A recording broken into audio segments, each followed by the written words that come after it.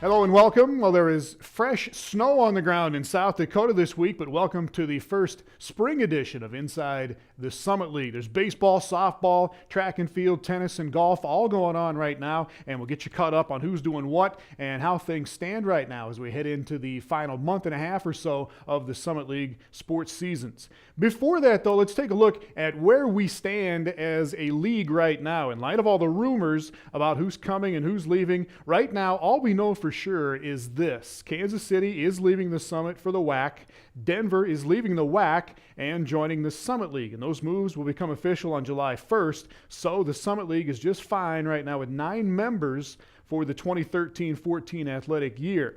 There's always going to be speculation about conference movement. The latest could be, might be news concerns Oakland again. Oakland has long been rumored to be headed to the Horizon League, and in the last week or so there have been reports, quote unquote, that Illinois Chicago was going to leave the Horizon, and that would pave the way for Oakland to move to the Horizon League. Neither of those moves has happened. Could they? Possibly. You never know. But David Brower in the league office says he and Commissioner Tom Duple, all they can really do right now is shrug off the rumors and the false reports and deal with the facts that they have at the moment. Schools are not required to notify the Summitt League if they are being courted by another league or if they are interested in another league, but most will do so as a professional courtesy. And as of today, the Summitt League office has heard nothing from Oakland or the Horizon League on Oakland making a move right now.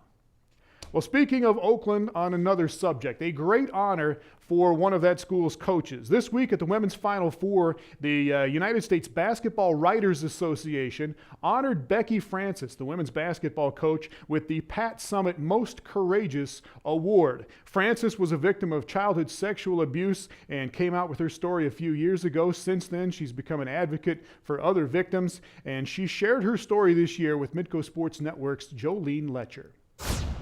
This is Jolene Letcher from Midco Sports Network, and I am joined by Oakland University's head basketball coach, Beckie Francis, who has received an incredible honor, but it has come not only through a lot of strife and struggle, but a lot of courage as well. Coach, can you tell me a little bit about the Pat Summitt Award you received?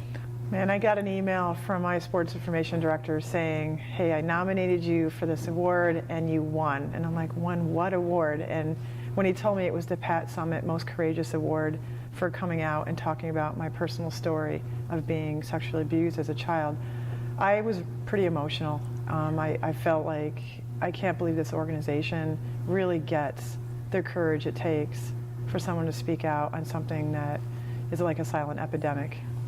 Take me back and tell me, at whatever level you're comfortable, what happened to you? Well, when I was 4 years old, that's the earliest I can remember being a child, 4 or 5, my father sexually abused me. And I, as a little girl, didn't know what that was or what was going on. And it kept going until I was about 12 or 13. And because little kids don't know what's appropriate, what's not appropriate, safe touch, unsafe touch, I've really become an advocate now of Aaron's Law to try to help legislation across the country to try to help educate kids on what's appropriate and what's not. Because 90% of perpetrators and abusers are family members or people that they know. And kids need to know and learn and be educated on how to tell. Did what happened to you, do you think it jarred your faith for a while and then you came back around? Actually, I was not very spiritual at all. I grew up in New York. I swear people in New York don't go to church. I didn't know anybody that went to church in New York. And then I got the job here at Oakland University in Rochester, Michigan, and one of my players invited me to this church, Kensington, and I loved it. It was like Celebrate Church here in Sioux Falls. It's praise and worship band, it's relevant messages, it was unbelievable. I stayed, the first time I went to church, I stayed for all 3 services and like wept the entire time. I said, you can actually feel this good going to church, and I just felt God there. I felt something there. I wasn't a Christian. I didn't know what that meant, but I just sat there in the pews just weeping, and I just felt so loved. And I've been going back every weekend since, and that's the church where I decided to share my story. How has it influenced your coaching?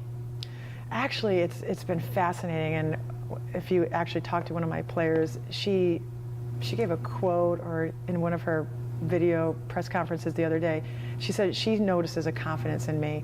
I am so much more confident as a person because I have no more secrets.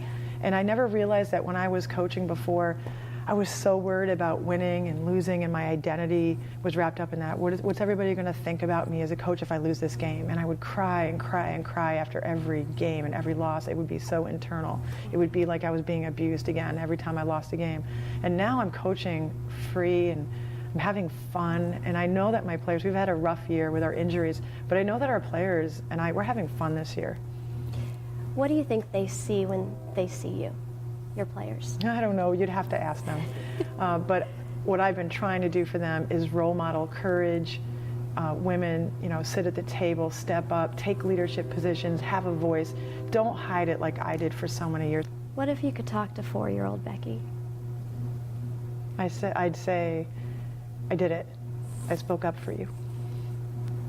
Do you ever wish you could just give her a hug and tell her it'll be okay?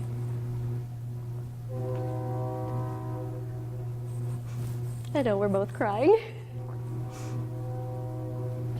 I do every day. What's your prayer at night?